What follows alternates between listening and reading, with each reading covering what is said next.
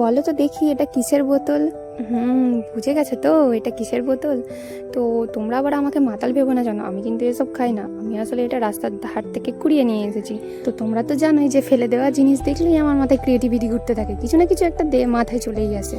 সাধারণত লোক রাস্তার ধার দিয়ে গেলে এইসব জিনিস হয়তো তাদের চোখেই পড়ে না, কিন্তু আমি এই সাধারণ জিনিসটাকে দেখে ভাবি ও এই তো আমার নেক্সট প্রজেক্ট।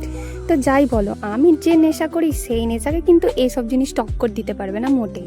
এইসব নেশা কতক্ষণ টেকে আমি ঠিক জানি না, তবে আমার নেশা কিন্তু 24 ঘন্টার ভাই। এখন হয়তো তোমরা বলবে দিদি 24 ঘন্টা কি করে, তুমি কি তাহলে ঘুমাও না?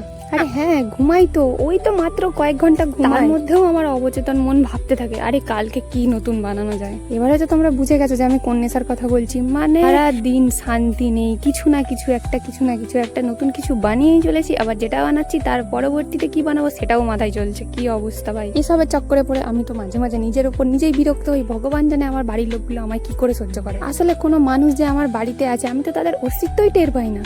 আমি শুধু ভাবি আমার বাড়িতে আছি আমি আর আমার নেশার জিনিসপত্র, ব্যাস।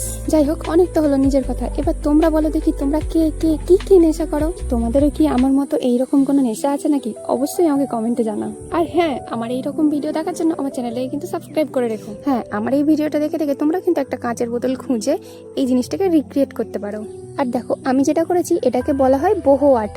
চাইলে কিন্তু তোমরাও সবাই ট্রাই করতে পারো, এটা কিন্তু অনেক ইজি। দেখো হয়ে গেল না একটা ঘর সাজানোর সুন্দর জিনিস? এর মধ্যে কিন্তু তোমরা ফুলের স্টিক নিয়ে সুন্দর করে সাজিয়ে রাখতে পারো। চলো দেখা হচ্ছে নেক্সট ভিডিওতে, ততক্ষণ বাই বাই।